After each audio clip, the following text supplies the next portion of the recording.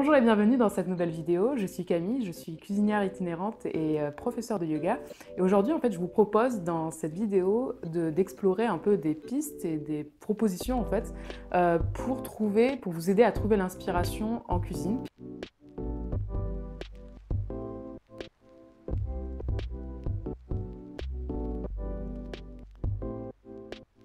Pour trouver l'inspiration en cuisine, il me semblait vraiment évident que l'une des premières choses à faire, c'est de revenir à la base et à la base donc de la cuisine et notamment en fait explorer toutes les techniques qui existent. Je pense qu'aujourd'hui il y a tellement de livres, tellement de vidéos sur YouTube,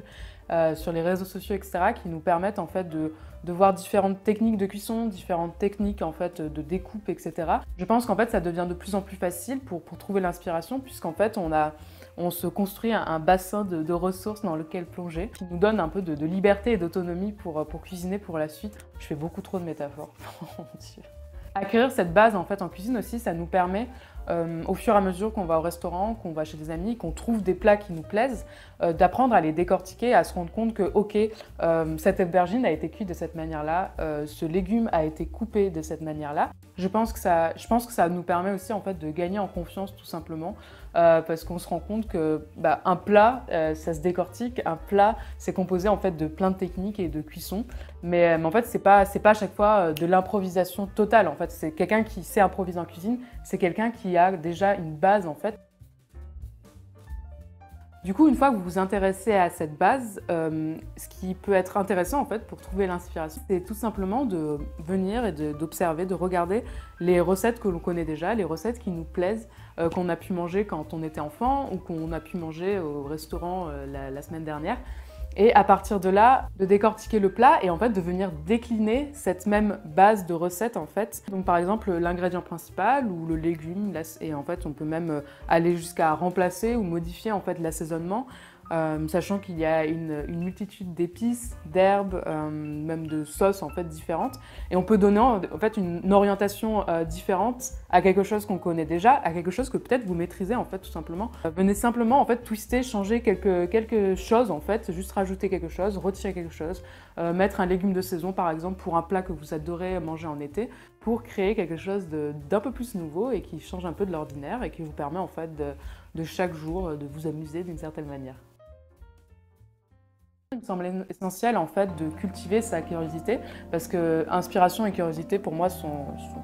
avancent main dans la main. Ma curiosité en fait je la cultive déjà à travers les voyages parce que je pense qu'on a énormément à découvrir de la culture culinaire des autres pays et notamment juste en termes de techniques, de façon de faire en fait qui nous ouvre encore une fois, et j'en reviens à mon petit point 1, qui nous ouvre tellement de portes en fait pour pouvoir découvrir de nouvelles saveurs et en fait, rester un peu dynamique, motivé dans sa cuisine pour manger tous les jours maison. Et après, sans voyager, bien entendu, je sais que ce qui m'inspire beaucoup, c'est de suivre en fait des blogueurs et des personnes en fait sur Instagram qui partagent des photos de nourriture. Je sais que de baigner en fait quotidiennement, de regarder des livres de recettes, de suivre des comptes Instagram, de regarder des vidéos YouTube, ça m'aide beaucoup en fait à continuer à travailler cette créativité et cette curiosité en fait pour pouvoir proposer, en tout cas vu que c'est mon métier, pour pouvoir proposer à chaque fois des choses nouvelles. Ce que je trouve également en fait intéressant à pratiquer d'une certaine manière, c'est la résilience alimentaire, dans le sens où on va venir un peu déconsommer et peut-être un petit peu vider ses placards de tous les produits, parce qu'on est quand même dans une société occidentale où on a accès à énormément de produits,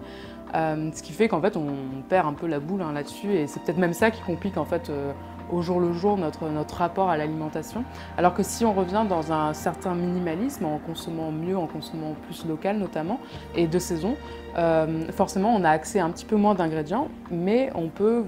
jongler autour de ces ingrédients et peut-être apprendre tout simplement à apprécier ce qu'on a et ce que notre terre en France nous offre. Voilà pour ces propositions en fait, donc c'est juste des petites astuces qui j'espère vous aideront en fait à trouver l'inspiration au quotidien, à vous retirer un peu le poids de la cuisine chaque jour. C'est quelque chose dont je parlerai un peu plus sur cette chaîne dorénavant, donc n'hésitez pas à vous abonner si ça vous intéresse. J'envoie également des mails chaque semaine, chaque mercredi. La semaine prochaine, je vais vous proposer quelques idées de repas en fait pour le mois d'août, donc si ça vous intéresse, n'hésitez pas à vous abonner. Merci d'avoir suivi cette vidéo jusqu'au bout et je vous dis à la semaine prochaine.